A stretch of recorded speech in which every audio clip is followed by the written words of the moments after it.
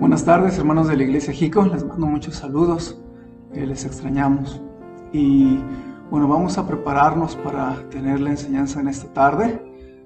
Estamos por ver esta serie que seguimos predicando los domingos en la tarde, que le titulé Explorando el Antiguo Testamento, donde cada domingo en la tarde tomamos un libro de manera panorámica y lo estudiamos para aprender cómo leerlo mejor, cómo cachar mejor el contenido de cada libro. Entonces, en esta tarde, hermano, le quiero animar a que abra su Biblia en el libro de Ezequiel. Ezequiel es uno de los libros más intrigantes en varios aspectos. Y quiero animarle a que abra entonces su Biblia y su corazón para la palabra de Dios. Vamos a leer Ezequiel capítulo 1, versículos del 1 al 3. Quiero pedirle que me siga con su vista y que prepare también a su vez su corazón. Y después de hacer esta lectura vamos a orar para poner en las manos de Dios este mensaje. Si ya lo tiene, hermano, déjame leerle Ezequiel capítulo 1. Dice así: Aconteció en el año 30, en el mes cuarto, a los 5 días del mes, que estando yo, dice Ezequiel, yo en medio de los cautivos, junto al río Quebar, los cielos abrieron y vi visiones de Dios. El río Quebar estaba en Babilonia, hermanos. Ezequiel estaba cautivo ya en Babilonia. En el 5º año de la deportación del rey Joaquín, a los 5 días del mes, vino palabra de Jehová al sacerdote Ezequiel, hijo de Buzi, en la tierra de los caldeos, junto al río Quebar. Vino allí sobre él la mano de Jehová. Señor, queremos en esta hora centrarnos en tu palabra. Danos un corazón abierto para recibirla. Úsame a mí como predicador de tu palabra con el poder de tu Espíritu Santo. Ayúdame a estar al 100% concentrado y dispuesto y dirigido y guiado por ti, Señor, a través de tu Espíritu. Bendice este mensaje que puede ser de bendición a mis hermanos para que podamos todos entender mejor el libro de Ezequiel, pero también para sacar algunas lecciones verdaderamente importantes para nuestra vida cristiana. Bendice este tiempo juntos, te lo suplico en el nombre de tu Hijo Jesús. Amén. Hermanos, el profeta Ezequiel y su libro son de lo más intrigante y a veces es un poco difícil estudiarlos y entenderlos. A su vez, Ezequiel es de lo más exquisito e interesante para el estudio serio de las Escrituras. Ezequiel nos deja también enseñanzas muy potentes para la vida cristiana. Y al pensar en Ezequiel, hermanos, me hizo recordar todas las cosas que Ezequiel vivió. Yo creo que hay pocos hombres de Dios que tienen que enfrentar las duras cosas que enfrentó el profeta Ezequiel. Estaba recordando haber conocido un predicador hace varios años llamado John Bishop. Y este hombre era pastor en Estados Unidos y siendo pastor le dio meningitis. Meningitis es, en términos sencillos, la infección de las membranas del cerebro, es decir, infección del cerebro. Y él perdió su memoria. Él perdió la memoria al grado que él ya no sabía hablar, ya no sabía caminar, ya no sabía leer, ya no sabía comer y ni siquiera reconocía a su esposa. Y también le tuvieron que hacer varias cirugías con anestesia, sin anestesia por su condición. Imagínense cirugías sin anestesia. Y sin embargo, por la condición en la que él estaba, le requerían hacer estas cirugías. Este hombre sufrió mucho. Sin embargo, milagrosamente, su esposa lo apoyó mucho porque ella le enseñó a caminar, a comer, a hablar, y fue reaprendiendo a conocer a su esposa. Él cuenta que él fue salvo antes de esta enfermedad y que él sabía que el Espíritu Santo vivía en él, aunque no se acuerda él del momento de recibir a Cristo por su enfermedad de la meningitis, pero él sabe que es salvo. Él eso lo tiene bien claro, porque ya había recibido a Cristo, honestamente. Ahora, sorprendentemente, Pastor John Bishop, después de todos estos problemas, él decidió regresar a servir a Dios. Es interesante, hermanos, porque yo lo escuché predicar varias veces allá en California y era increíble cómo, a pesar de todo el dolor que sufrió, de toda la enfermedad, de todas las dificultades, él siguió con el deseo de servir a Dios.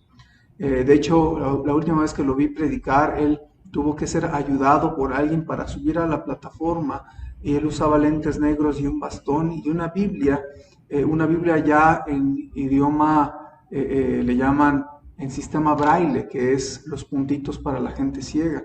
Él ha ido perdiendo su vista cada día más, de manera que ahorita pues él ya intenta predicar, pero ciego. Y además, hermanos, él escribió, después de todo esto que ha pasado, él escribió un libro muy lindo que él tituló Dios es bueno, God is good. Y es interesante, hermanos, como una persona, a pesar de todo lo que ha sufrido, sigue dispuesto a servir a Dios. Eso me ha impactado mucho de la vida de John Bishop y de verdad que es una bendición su vida. Y hermanos, yo veo en Ezequiel precisamente a alguien similar. Yo veo en Ezequiel un hombre que tuvo muchos sufrimientos, muchas cosas duras en su vida. Perdió a su esposa, hablaremos de eso en un momento, perdió muchas cosas, sufrió de algunas maneras, pero él estuvo dispuesto a sufrir por servir a Dios. Y ese es el título de este mensaje, hermanos, dispuestos a sufrir por servir. Y quisiera, hermanos, que nos adentremos en conocer a Ezequiel, conocer su libro y conocer algunas aplicaciones para nuestra vida cristiana personal. Primeramente quisiera que veamos la persona de Ezequiel. El nombre de Ezequiel significa Dios ha fortalecido, hermanos. Y su nombre, hermanos, nos recuerda que en tiempos de debilidad debemos recordar que Dios es quien viene a ser la fortaleza del cristiano.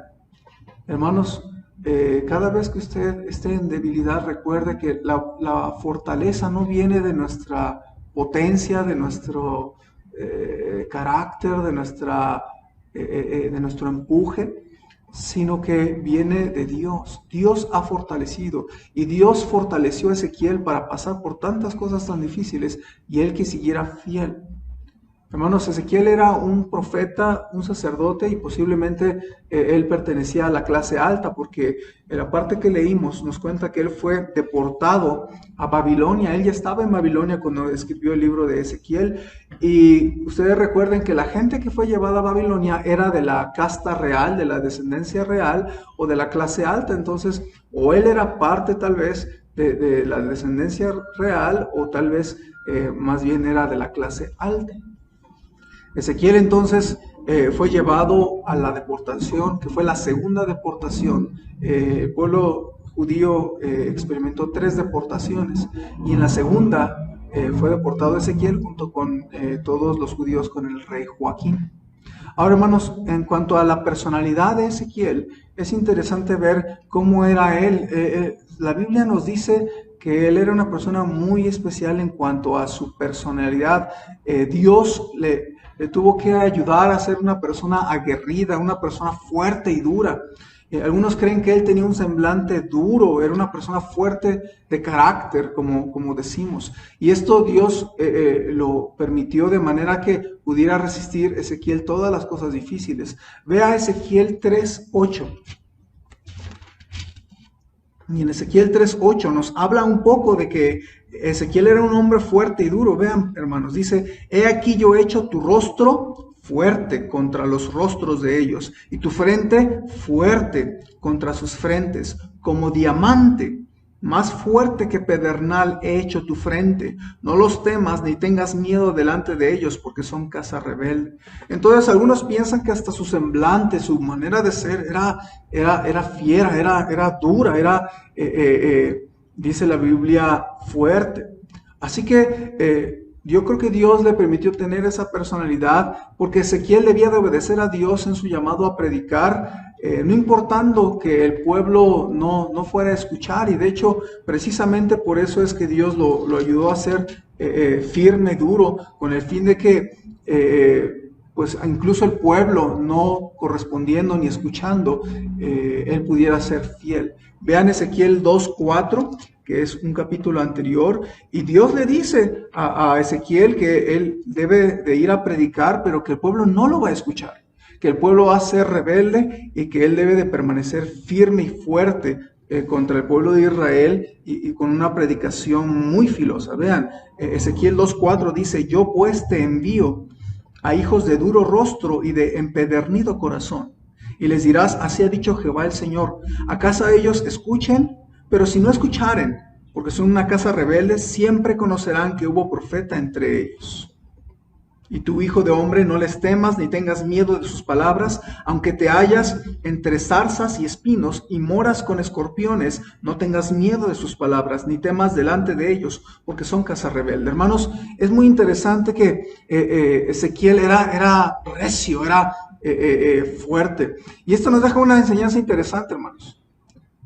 Que él debía de ser firme, aunque el pueblo no le escuchara ni le atendiera a su predicación. También nos deja otra enseñanza interesante, hermanos, que nosotros no somos responsables de la reacción de otros, sino de nuestra acción. Es interesante. No somos responsables de la reacción de otros, sino de nuestra acción. No se ponga a pensar en qué hacen los demás, póngase a pensar en qué hace usted. Otra enseñanza importante que nos da aquí Ezequiel es que el miedo puede ser un gran obstáculo para hacer lo que Dios nos pide, pero no debemos temer, sino obedecer. Entonces, hermanos, es importante. ¿Cuántas veces los cristianos sentimos temor o miedo en nuestro interior para hacer algo que Dios nos está impulsando a hacer? Por eso necesitamos, hermanos, no temer, sino confiar en el Señor y ser firmes en lo que Dios nos ha pedido hacer. Ahora, hermanos, esa es la personalidad de Ezequiel. Vamos a ver su sufrimiento y su propósito en la vida. Hermanos, Ezequiel tuvo muchos sufrimientos muy peculiares y diferentes a los de los otros profetas. En realidad, Dios le pidió hacer algunas cosas que para nosotros nos costaría trabajo entender, se nos haría hasta un poco raro que Dios le pidió hacer algunas cosas a Ezequiel.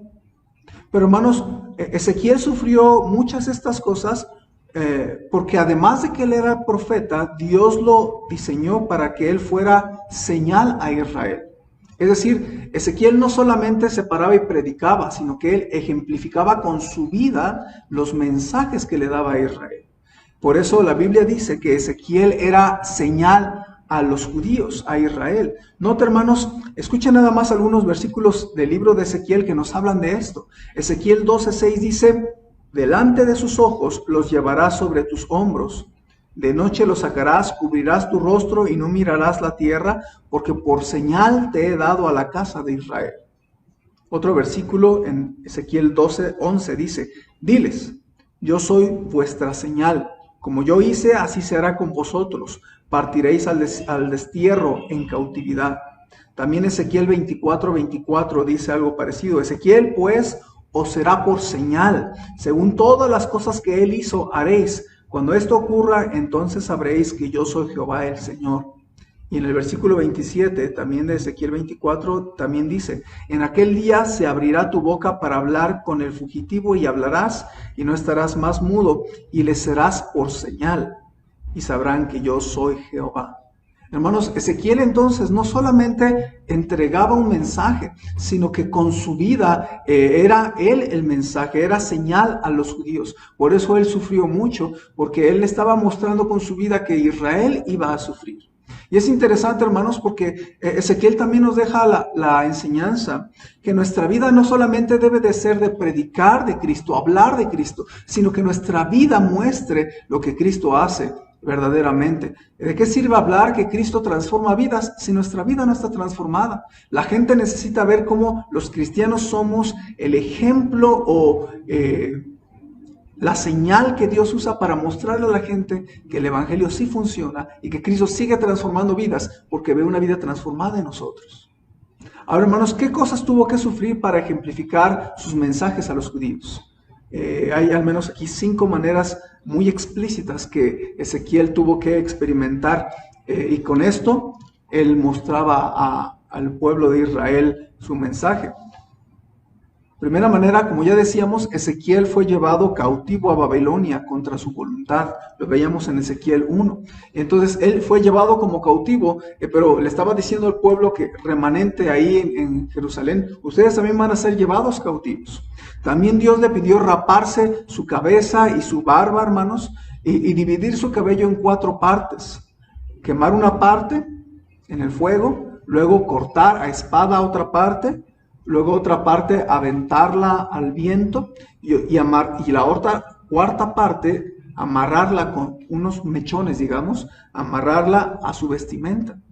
Ahora, ¿por qué Dios le pidió cosas semejantes? Recuerde que el sufrimiento y las cosas que le pidió Dios a Ezequiel tenían el objeto de que él fuera señal.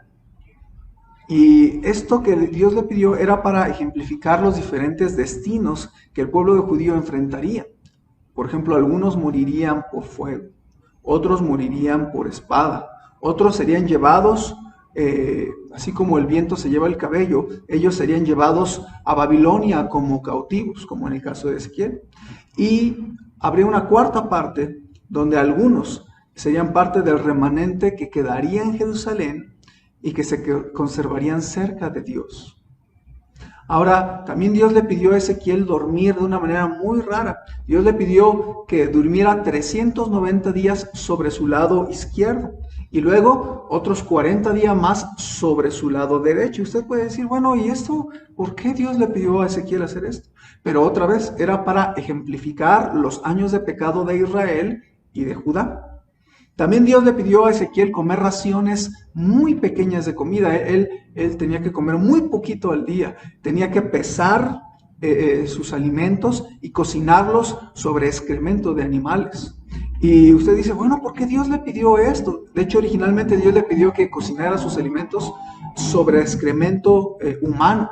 Pero Ezequiel le pidió que no fuera así y Dios le concedió que fuera excremento de animales. Ahora, ¿por qué Dios le pide esto tan raro? Bueno, otra vez era para ejemplificar. ¿Qué iba a ejemplificar con esto? Que la alimentación de los judíos iba a ser en raciones muy pequeñas, que ellos comerían de una manera muy pobre, siendo cautivos, siendo conquistados por Babilonia. De verdad iban a comer cosas detestables en algunos casos, y su alimentación sería muy, muy precaria. También Dios, hermanos, le pidió a Ezequiel, primero le informó que su esposa moriría súbitamente. En una mañana le dice eso y en la tarde muere su esposa, muere súbitamente. Pero ¿saben qué le pide Dios a Ezequiel? Le pide que él no se enlutara de ninguna manera. Eso está en Ezequiel 24.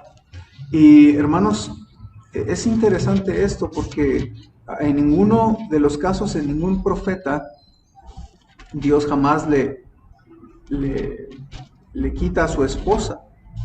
Pero veamos lo que dice la palabra de Dios, hermanos. Escúchelo, vino a mí palabra de Jehová diciendo, hijo de hombre, he aquí que yo te quito de golpe el deleite de tus ojos.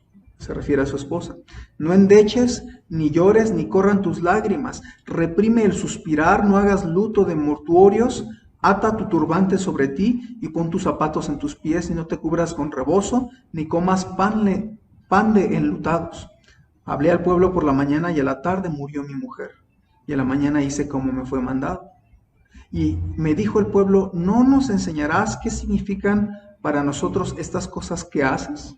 Lo que está diciendo aquí Dios a Ezequiel es, no vayas a enlutar, no te vistas de cilicio, no la llores. Y es muy raro esto, hermanos, porque Ezequiel, pues como humano le dolía, pero Dios le pidió esto, ¿por qué? Otra vez, ¿por qué? Porque Ezequiel era la señal del mensaje de Dios. Entonces el pueblo vio que murió su esposa, pero él no se inmutó, no enlutó a su esposa. Y entonces la gente le preguntó, oye, ¿qué significa esto que estás haciendo? ¿Que murió tu esposa y no te duele?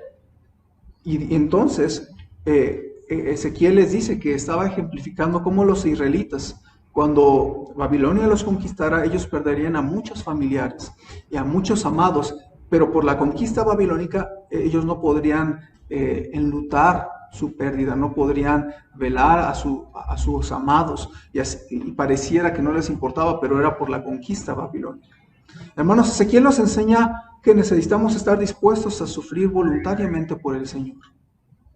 Verdaderamente Ezequiel sufrió bastante, pero él lo hizo voluntariamente para ser fiel a lo que Dios le pedía hacer. Hermanos, como cristianos, hay veces que algunas ocasiones habremos de sufrir por la obra de Dios. Segunda de Timoteo 2:3 dice: tú pues sufre penalidades como buen soldado de Jesucristo. Ninguno que milita se enreda en los negocios de la vida a fin de agradar a aquel que lo tomó por soldado. Hermanos, servir a Dios, serle fiel, buscar fruto, invertir en la obra de Dios nuestros bienes, quererte gastar en la obra de Dios, querer glorificarle, a veces requerirá sufrir por Cristo. Ezequiel sufrió por Dios. Esteban murió por predicar la verdad. Jacobo murió por liderar a la iglesia de Jerusalén. Muchos bautistas murieron por la fe, hermanos. Muchos han pagado el precio del sufrimiento con el fin de permanecer fieles. Por eso nos debemos preguntar nosotros cuánto estaríamos dispuestos a sufrir por nuestro Señor. No es algo obligatorio, hermanos, pero Dios, si le amamos, nos va a llevar a veces a nosotros estar dispuestos a sufrir por amor a Él, por servicio a Él, por entrega al Señor. A veces vivimos un cristianismo demasiado light, demasiado cómodo, hermanos. Pero vemos en la Biblia cómo gente como Ezequiel estuvieron dispuestos a sufrir por amor a la obra de Dios, por amor y obediencia al Señor. Y eso es algo verdaderamente ejemplar de la vida de Ezequiel, hermanos. Así que por eso yo le titulé a este mensaje: dispuestos a sufrir por servir. ¿Qué tanto estarías dispuesto a sufrir por el Señor? Ahora, hermanos, vamos a adentrarnos un poco en el libro de Ezequiel.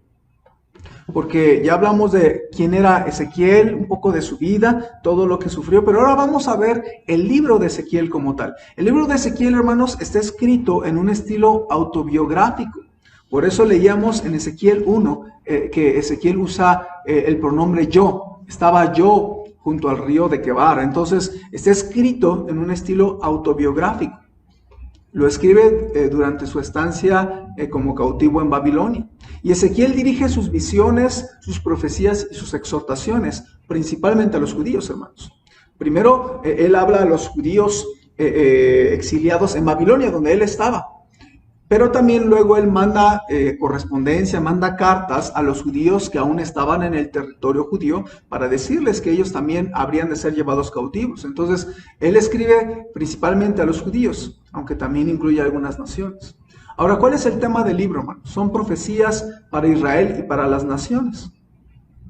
Ahora, hermanos, al leer el libro de Ezequiel, cualquier lector atento que lea el libro de Ezequiel unas cuantas veces, notará una frase lema que el libro repite mucho.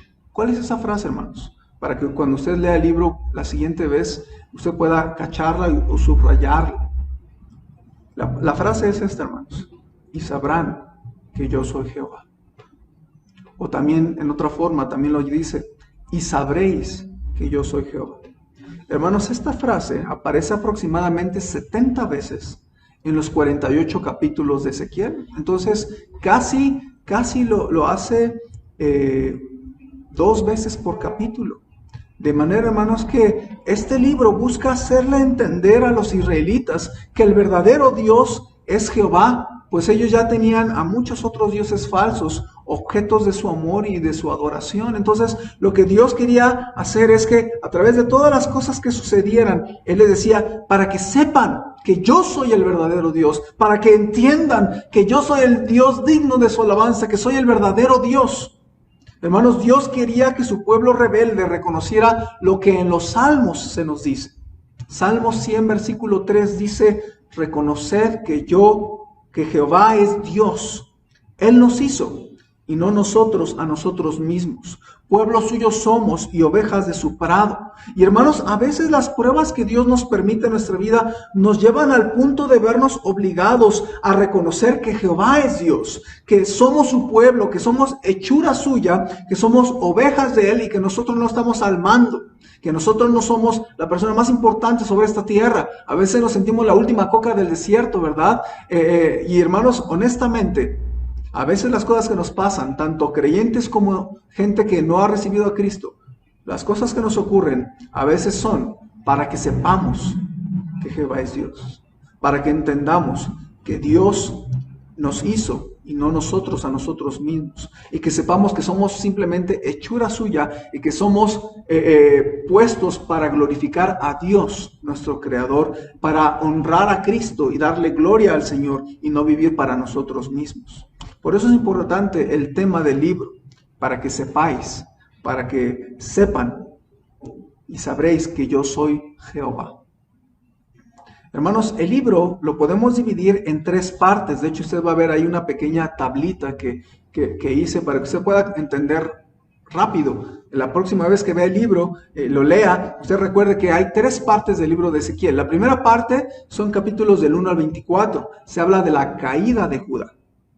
Luego la segunda parte, capítulos del 25 al 32, habla de los enemigos de Judá.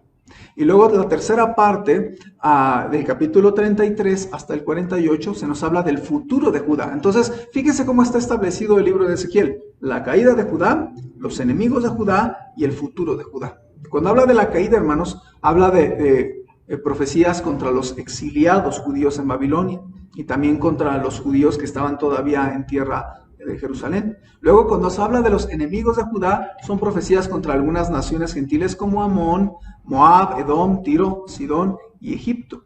Y luego, cuando se habla del futuro de Judá, habla de profecías relacionadas con la restauración del pueblo, con su restauración espiritual y con la restauración del templo que habría de ser destruido.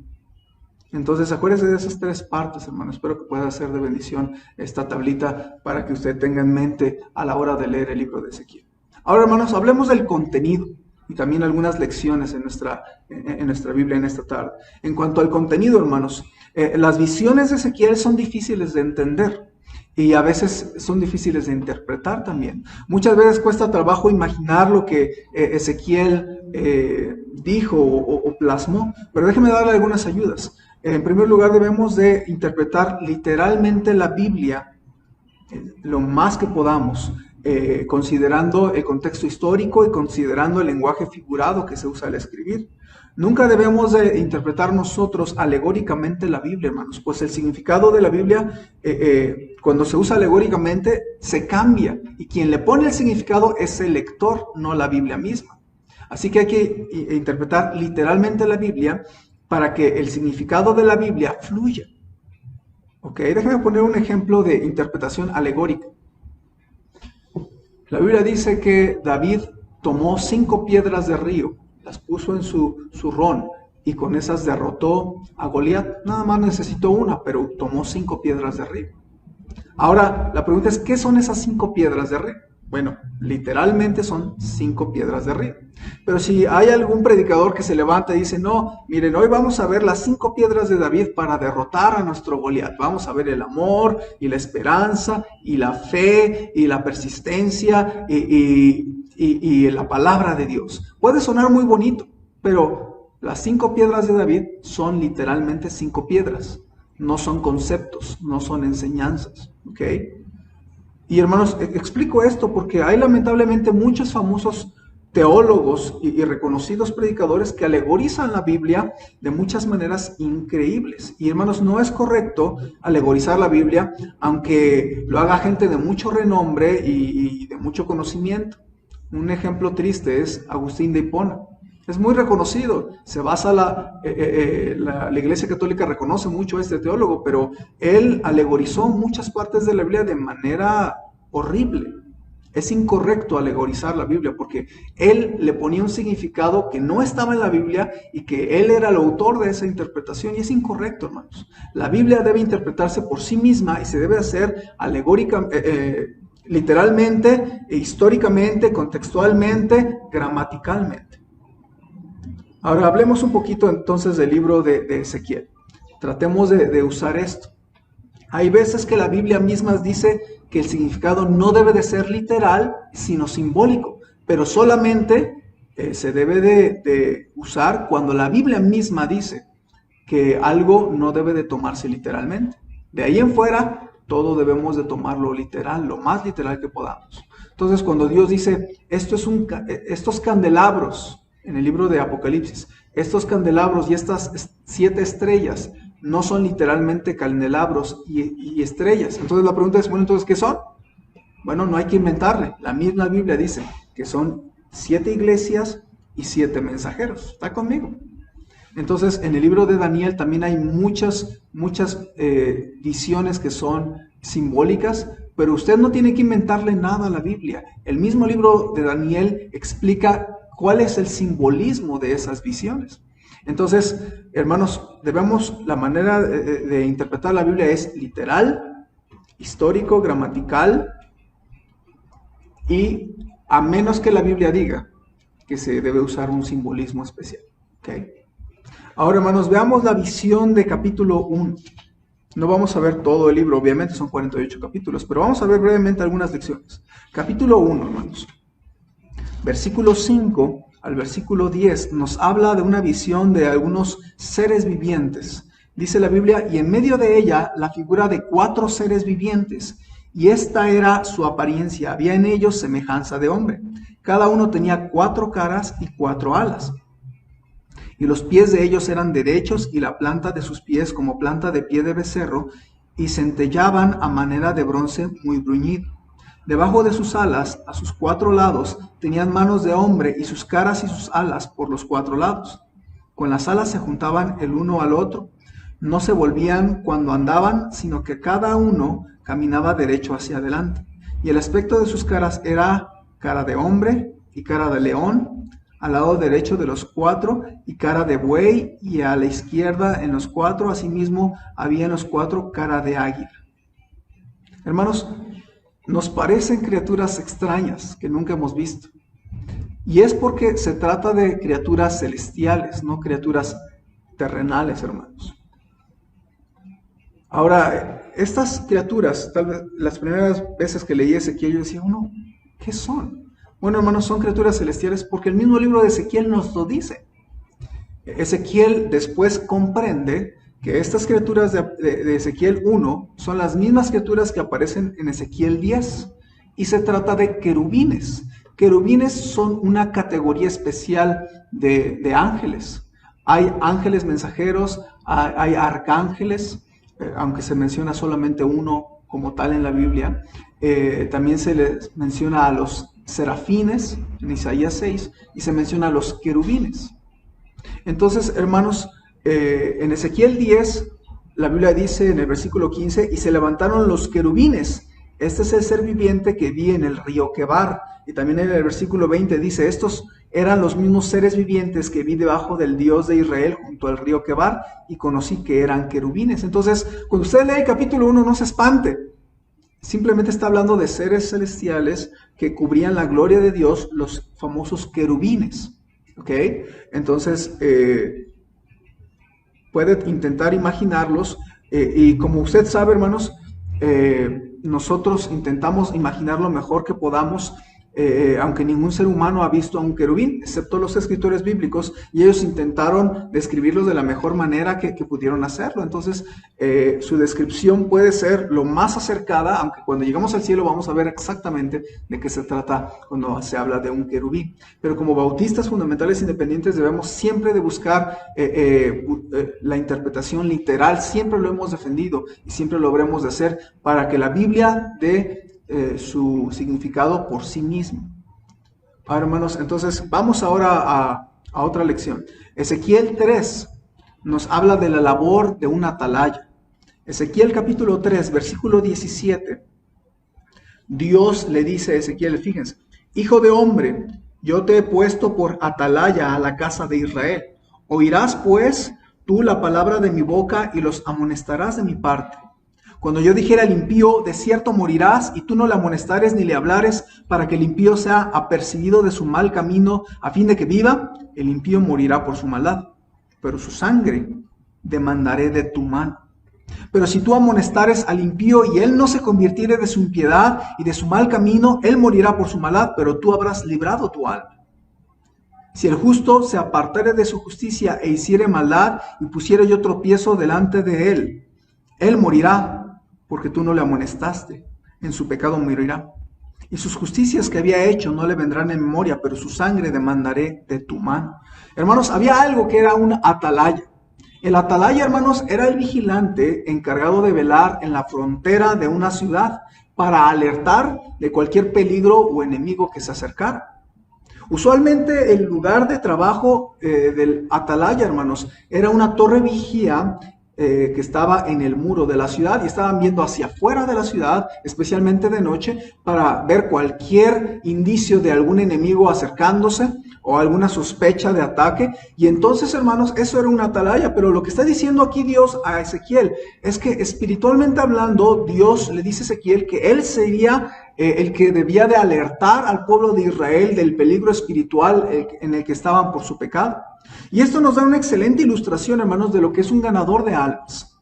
Un ganador de almas es un cristiano que ya ha conocido a Cristo como su Salvador, pero que ahora debe de alertar a otros del pecado y decirles que Cristo es el único camino para ir al cielo. Y hermanos, nosotros somos responsables de las personas que conocemos de hablarles de Cristo.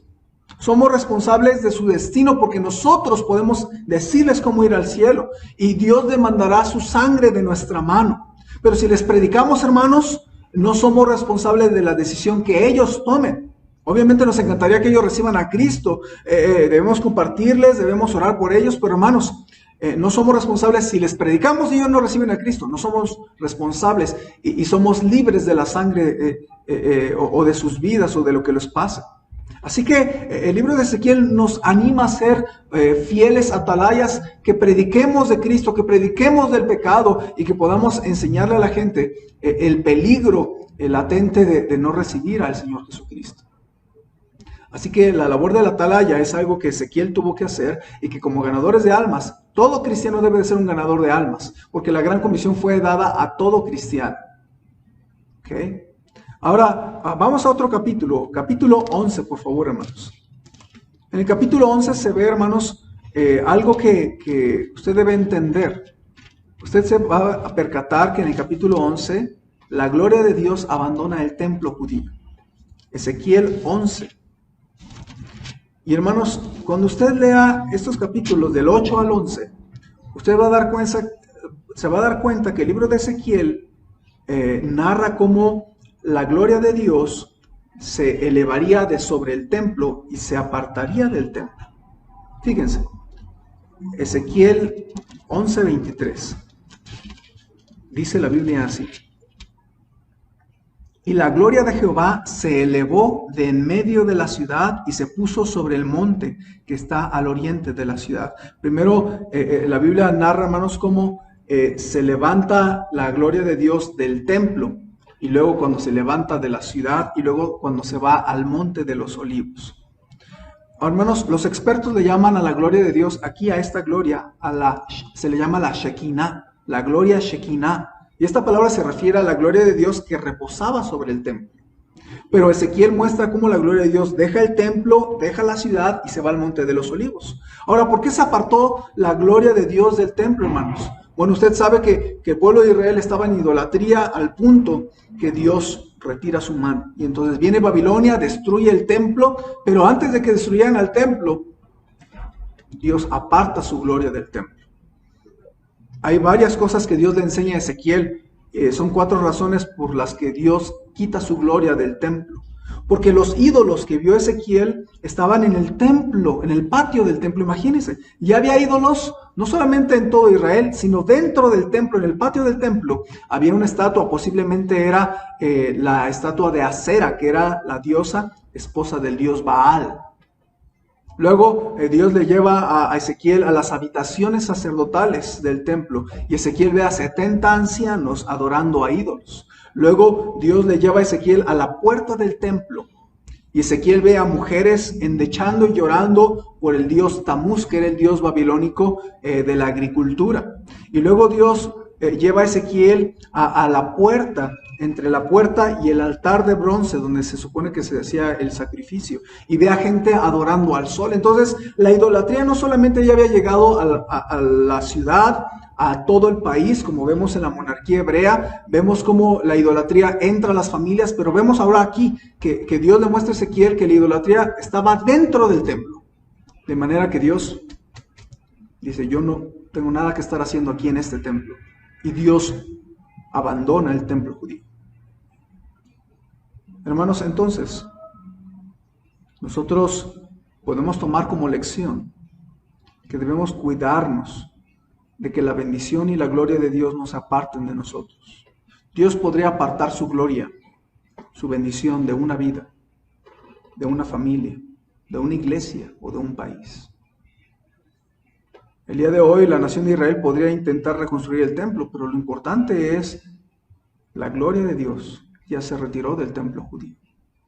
Ahora lo interesante, hermanos, es que al apartarse la gloria de Dios, lo vamos a ver, y hay varias partes en el libro de Ezequiel, pero no nos vamos a dar el tiempo para ver todos esos textos, pero del capítulo 8 al 11 se habla del punto. Pero es interesante que ya no se cuenta más, se cuenta que la gloria de Dios se queda en el monte de los olivos. Ahora, hermanos, ¿por qué es esto? No lo sabemos, pero es emocionante recordar que Cristo en su segunda venida, el lugar al que descenderá y que tocará su planta de los pies es el monte de los olivos. Entonces la siguiente vez que se vea la gloria de Dios como tal va a ser cuando Cristo regrese. Es interesante pensar en esto, hermanos.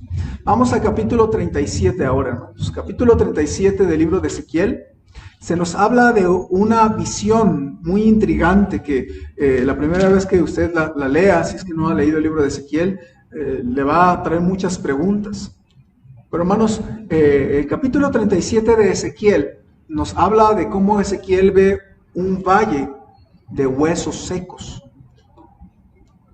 Y Ezequiel ve esta visión muy rara, ¿verdad? Se ve varios huesos secos donde Dios hace que se levanten, que se acomoden, luego Dios hace que ellos tengan carne, tengan piel, y luego Dios les sopla aliento de vida para que revivan. Ahora, esta visión, hermanos, no es algo literal. ¿Por qué? Porque Dios mismo explica que no se trata de algo físico, o algo literal, sino se trata de una visión que significa algo. Ahora, ¿qué significa? Bueno, vamos a ver qué dice la Biblia que significa. No vamos a ponerle nosotros un significado. Habla de la restauración de la tierra a Israel, del pacto y del rey. Ahora vamos a ver, hermanos, Ezequiel 37:11, por favor. Fíjense cómo está hablando de estos huesos secos, y ya describí la visión, no lo vamos a leer, hermanos, pero vamos a ver qué significa. Versículo 11 dice, me dijo luego, hijo de hombre, todos estos huesos son la casa de Israel. He aquí ellos dicen, nuestros huesos se secaron y pereció nuestra esperanza y somos del todo destruidos. Por tanto, profetiza y diles, así ha dicho Jehová el Señor, he aquí yo abro vuestros sepulcros, pueblo mío, y os haré subir de vuestras sepulturas y os traeré a la tierra de Israel. Acuérdense que ellos habían sido deportados, pero Dios está prometiendo, yo los voy a regresar al país, a la tierra que les prometí y que les di, yo los voy a regresar un día. Y luego versículo 13, y sabréis que yo soy Jehová, frase del libro, cuando abra vuestros sepulcros y os saque de vuestras sepulturas, pueblo mío, y pondré mi espíritu en vosotros y viviréis, y os haré reposar sobre vuestra tierra, y sabréis que yo Jehová hablé y lo hice, dice Jehová. Entonces, hermanos, hay una reunificación. En el versículo 22 también dice, y los haré una nación en la tierra, en los montes de Israel, y un rey será a todos ellos por rey, y nunca más serán dos naciones, ni nunca más serán divididos en dos reinos. Entonces, hermanos, lo que está hablando acerca de esta visión de los huesos secos, se refiere a esto, se refiere a la restauración del pueblo de Israel, tanto políticamente como espiritualmente. Ahora, hermanos, esto ha sido emocionante porque durante las últimas décadas se ha visto cómo Dios ha ido restaurando lentamente a Israel. Y esta profecía se ha ido cumpliendo lentamente. Por ejemplo, el 4 de mayo de 1948 en Tel Aviv, después de la Segunda Guerra Mundial, Israel fue reconocida o reorganizada y se reconoció nuevamente como una nación y se les permitió regresar al territorio israelita. Aun cuando todavía hay mucha lucha por el territorio allí en Israel, en Tierra Santa, pero en un solo día se recreó la nación judía. y eso fue en parte por cumplir Ezequiel 37, regresaron a su tierra. Luego esta reorganización, hermanos, ya no tiene una división de país, ya no existe el reino del norte y el reino del sur, como lo veíamos en el libro de los Reyes y de Crónicas. Ahora son una sola nación, como leímos ahorita en el versículo 22. También en el 2010, hermanos, el primer ministro israelí, Benjamín Netanyahu, él estando en Polonia, ahí en el campo de concentración de Auschwitz, ahí en la ciudad de Auschwitz, en ese campo de concentración, él da un discurso donde él, interesantemente, menciona las profecías de Ezequiel 36 y 37, y él decía que se están cumpliendo, porque ya como país ellos están floreciendo en su agricultura, son un país potencia. De hecho, ya dejó de categorizarse el pueblo de Israel como una nación tercermundista. Es un país de punta, de primer mundo se le llama, ¿verdad? Económicamente hablando. Entonces se está alistando todo el día de hoy para reconstruir el templo, hermanos, aunque todavía no se reconstruye debido a la disputa que hay por el territorio donde se va a construir. Y también, hermanos, usted ve cómo se está restaurando el pueblo de Israel en nuestros días. Es una de las naciones de punta en tecnología y en muchas áreas. Pero, hermanos, aún falta la restauración espiritual. Ya está habiendo la restauración política, ya está habiendo la restauración económica, pero aún falta la restauración espiritual y donde el rey se siente en el trono de Israel. Pero eso no va a pasar sino hasta que Cristo aparezca. Dice la Biblia que todo Israel será salvo y Él será el rey de reyes. Entonces, esto es lo que habla acerca del valle de los huesos secos. El capítulo 40 al 48, hermanos, es lo último que quiero compartir brevemente. Toda esta sección, hermanos, se refiere a un templo. Las profecías sobre un templo nuevo en el libro de Ezequiel, usted va a leer del 40 al 48, y estas profecías, hermanos, hablan de medidas acerca de un templo literal, hermanos.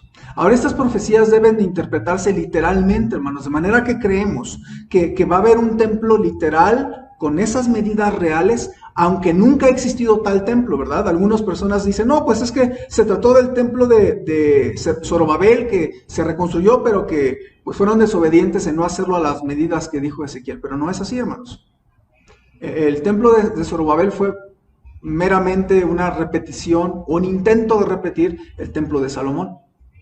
Pero, hermanos, el templo descrito en Ezequiel es bastante diferente.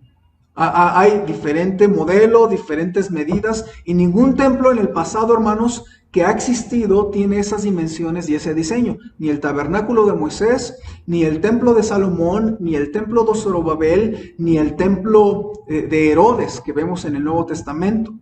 Pero creemos que Cristo va a ser quien, cuando regrese, él construye el templo con todas las especificaciones que están en el libro de Ezequiel 40 al 48. Cuando Cristo regrese, va a establecer su reino milenial de 1000 años, y Él va a establecer ese reino. Y entonces, literalmente tiene diferentes dimensiones. Yo le pongo ahí una tablita, hermanos, para que ustedes más o menos se den una idea con las medidas. Usted lo puede hacer ahí en casa, un poquito más difícil, pero vea las dimensiones del tabernáculo pequeño, ¿verdad? Del tabernáculo judío. Y luego el templo de Salomón. Y luego el templo de Salomón es ligeramente más pequeño que un campo de fútbol americano. Y luego se ve el templo de Herodes, que es, digamos, más o menos 2 veces un campo de fútbol americano, que es ligeramente más pequeño que el de fútbol soccer. Y luego vemos el templo de Ezequiel. El templo de Ezequiel es varias veces, no sé, unas 15 veces tal vez, un campo de fútbol americano. Es un terreno enorme, hermanos, el del templo que se está aquí mostrando en el libro de Ezequiel. Ahora, estas profecías, hermanos, cuando usted lo lea, deben recordarle que aún no existe ningún templo de esta magnitud, pero que Cristo, el día que regrese por segunda vez, Él va a establecer este templo con estas medidas y con estas especificaciones. Así que estas profecías, hermanos, Nos recuerdan a los cristianos que Cristo viene y viene pronto y viene por nosotros, y lo primero que hará va a ser tomar a los salvos y va a establecer su reino milenial, y nosotros reinaremos con él. En este reino, hermanos, vamos a ver la construcción del templo que aquí nos muestra Ezequiel. Por eso dice Apocalipsis 24: y vi tronos y se sentaron sobre ellos los que recibieron facultad de juzgar, y vi las almas de los decapitados por causa del testimonio de Jesús y por la palabra de Dios, los que no habían adorado a la bestia ni a su imagen, y que no recibieron la marca en sus frentes ni en sus manos, y vivieron y reinaron con Cristo 1000 años. Entonces, hermanos, nosotros como cristianos, como salvos por Cristo Jesús, habremos de ser no solamente arrebatados y estar con Cristo, sino que vamos a estar con Cristo y Él nos va a poner a vivir con Él y reinar con Él por 1000 años. Entonces, hermanos, esto nos debe de recordar que no debemos de aflojar nuestro andar cristiano, pues la segunda venida de Cristo está cerca, y cuando Él regrese, esperemos que nos halle amando su venida, esperando su venida y listos para verlo. Hermanos, en resumen, este libro es una invitación a estar dispuestos a sufrir voluntariamente por Cristo. También nos enseña a interpretar la Biblia literalmente, con un estudio diligente, hermanos, lo más literalmente que podamos. Y también aprendemos a que debemos ser fieles atalayas de Dios y anunciar su salvación como fieles ganadores de almas. Tal vez el mundo ya no lo haga, tal vez las iglesias ya no lo hagan, pero usted y yo debemos de seguir ganando almas. También hemos aprendido que Cristo va a regresar a establecer su reino milenial entre nosotros y construirá este templo descrito en Ezequiel. Cristo no tarda en regresar, hermanos, y su galardón con Él, para los que hallen fieles, amando su venida, anhelando su venida y esperándolo para recibirle en su regreso por nosotros. Hermanos, yo le quiero animar que usted lea el libro de Ezequiel, se empape más. Hay muchas cosas más que podríamos decir, pero el tiempo no nos lo permite, pero al menos quise cubrir una base para que usted y yo podamos entender mejor el libro de Ezequiel a la hora de leerlo una siguiente vez, o leerlo por primera vez si usted nunca lo ha leído, ¿verdad? Y sacar algunas enseñanzas para nuestra vida cristiana. Hermanos, es una bendición nuevamente estar juntos predicando la palabra de Dios y estudiándola. Y solamente les recuerdo seguir fiel andando en su andar cristiano. No afloje, apriete las tuercas de su vida cristiana. Y le animo también, hermanos, les recuerdo que sigamos fieles y que estemos orando por el regreso de nuestra iglesia a las reuniones aquí en el templo. Les amamos, hermanos. Sigamos apoyando la obra de Dios en oración, asistiendo a las casas anfitrionas, compartiendo de Cristo y también ofrendando para la obra de Dios aquí en Jico y mandando a los misioneros. Mande su obra misionera para mandarlo a los misioneros, ¿ok? Les mandamos un saludo, hermanos. Dios me los bendiga mucho. Oramos para terminar. Señor, gracias por la oportunidad de abrir tu palabra en esta hora. Te quiero rogar que pueda quedarse en nuestro corazón clavada, a pesar de ser un libro difícil, que podamos aventurarnos a estudiarlo, a leerlo y sacar varias lecciones.